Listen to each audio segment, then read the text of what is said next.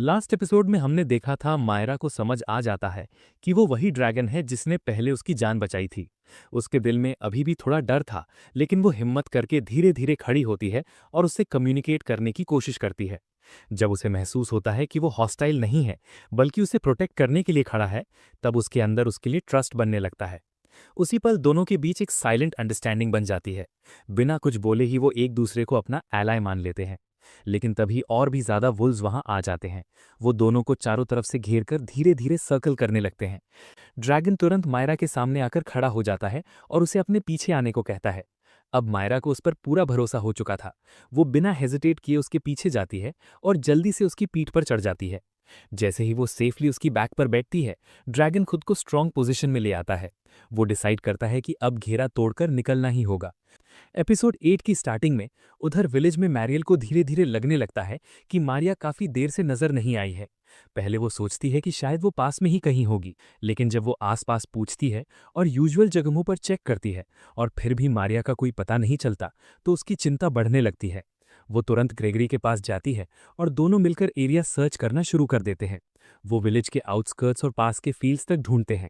हर झाड़ी और हर रास्ते को ध्यान से चेक किया जाता है, लेकिन काफी देर तक ढूंढने के बाद भी जब मारिया का कोई ट्रेस नहीं मिलता, तो मैरियल का चेहरा सीरियस हो जाता है। उसे साफ समझ आ जाता है कि मारिया फिर से फॉरेस्ट में चली गई है। शायद वो डा को ढूंढने गई है। मैरियल जानती है कि ये डिसीजन कितना डेंजरस और फुलिश है। फॉरेस्ट बिल्कुल सेफ नहीं है, खासकर एक यंग गर्ल के लिए। वो खुद को रोक नहीं पाती। उसके दिल में बस एक ही बात चल रही थी कि चाहे कुछ भी हो जाए, मारिया को वापस लाना ही होगा। मारियल खुद को समझाने की कोशिश करती है कि वो चिंता ना करे, लेकिन वो अपने दिल की आवाज इग्नोर नहीं कर पाती। मारिया उसके लिए बहुत मायने रखती है और वो उसे इतनी डेंजरस जगह पर अकेला नहीं छोड़ सकती। वो सीधे ग्रेगरी से कहती है कि वो फॉरेस्ट में जाकर मारिया को ढूंढेगी। ग्रेगरी कहता है कि वो भी साथ चलेगा, पर मारियल मना कर देती है। वो उसे समझाती है कि अगर मारिया खुद ही विलेज लौट आए तो वहां किसी का रहना जरूरी है। उसी दौरान बाकी एडवेंचर पार्टीज भी पहुंच जाती हैं। सब लोग एक जगह इकट्ठा होते हैं ताकि यूनो से सुन सकें कि पहले क्या हुआ था। जब यूनो डरावनी केव, वहां महसूस हुई भारी प्रेशर और प्लेग ड्रैगन के अचानक आने की बात बताता है, तो माहौल सीरियस हो जाता है। कुछ एडवेंचरर्स के चेहरे पर साफ डर दिखता है। कुछ लोग धीरे से पूछते हैं कि क्या वो सच में इतने स्ट्रांग एनिमी के लिए तैयार हैं। उनकी हिचकिचाहट देखकर मेलिया आगे बढ़ती है। वो सबको याद दिलाती है कि डेंजर उसी काम का हिस्सा है जिसे उन्होंने खुद चुना था। जब वो एडवेंचरर बने थे, तब उन्हें पता था कि पावरफुल मॉन्स्टर्स और लाइफ थ्रेटनिंग सिचुएशन सामने आएंगी। उसके कॉन्फिडेंट वर्ड्स सबका मोराल गिरने से बचा लेते हैं। दूसरी तरफ फॉरेस्ट के अंदर हमारा गाय पूरी स्पीड से दौड़ रहा है और मायरा उसकी बैक को मजबूती से पकड़े हुए है। उसका दिमाग तेज चल रहा है कि इस प्रॉब्लम से निकलने का बेस्ट तरीका क्या हो सकता है। तभी उसे आगे एक छोटा सा वैली दिखता है और वो तुरंत प्लान बना लेता है।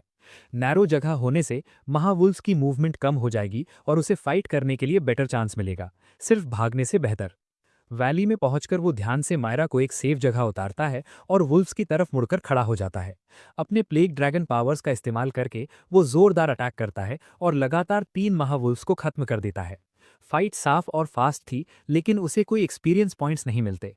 उसके स्टैट्स पहले ही मैक्स हैं, इसलिए नॉर्मल फाइट से अब कोई ग्रोथ नहीं हो सकती। जब इमीडिएट डेंजर खत्म हो जाता है, तो वो मायरा को फिर से उठाकर फॉरेस्ट में आगे बढ़ने लगता है। दौड़ते समय उसके मन में अलग अलग थॉट्स आते हैं। उसका एक हिस्सा सोचता है कि मायरा को विलेज छोड़ देना सही रहेगा, लेकिन उसे डर है कि अगर उसने खुद को फिर सामने लाया तो वो घायल हो सकता है या मर भी सकता है। फ्रस्ट्रेशन उसे परेशान करने लगता है, खासकर इसलिए क्योंकि वो अभी भी मायरा की बात पूरी तरह नहीं समझ पाता। अचानक मायरा पीछे से उसे कसकर पकड़ लेती है। उसकी वॉइस धीमी और इमोशनल है। चाहे वो हर वर्ड ना समझ पाए, लेकिन उसका मतलब साफ है, वो उसे थैंक कर रही है। तभी उसके माइंड में एक डिवाइन वॉइस गूंजती है जो बताती है कि उसने नेक्स्ट एवोल्यूशन स्टेज अनलॉक कर ली है। उसके सामने एवोल्यूशन ऑप्शंस की लिस्ट दिखाई देती है। वो हर ऑप्शन को ध्यान से देखता है, लेकिन एक बात साफ है, वो प्लेग ड्रैगन पाथ नहीं चुनेगा। उसे पता है कि अगर वो उस रास्ते पर आगे बढ़ा तो उसका लुक और ऑरा और भी डरावना हो जाएगा। ऐसा हुआ तो मायरा शायद उससे दूर हो जाएगी। फिर उसके सामने डार्क ड्रैगो ह्यूमन का ऑप्शन आता है, जिसे डेमी ह्यूमन भी कहते हैं। शुरुआत में ये नाम उसे इंटरेस्टिंग लगता है।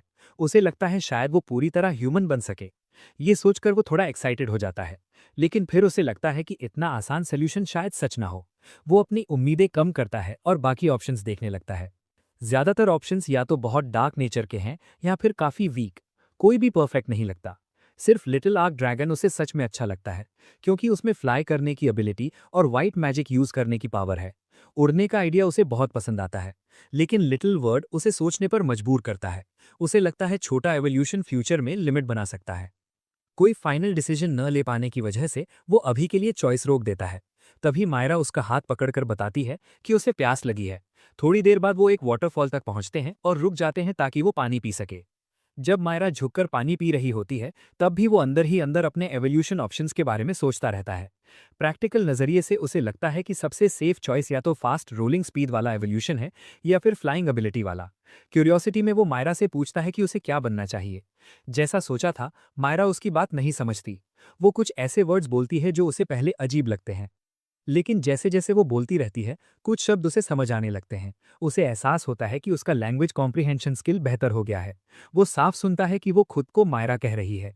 दोनों बहुत खुश हो जाते हैं कि अब वो एक दूसरे को थोड़ा समझ पा रहे हैं। खुशी में वो दोनों पानी उछालकर एक दूसरे पर स्प्लैश करते हैं और रिवर में खेलते हैं। साथ समय बिताने से उसका ग्रीक लैंग्वेज स्किल और इम्प्रूव होता रहता है। दिन खत्म होते होते वो लगभग उसकी बातें समझने लगता है। अब तक वो काफी कुछ समझने लगा था कि मारिया क्या बोल रही है, लेकिन वो अभी भी उसकी लैंग्वेज में सही से जवाब नहीं दे पा रहा था। मारिया उसे बताती है कि वो फॉरेस्ट में अपने कॉमरेड डास को ढूंढने आई थी।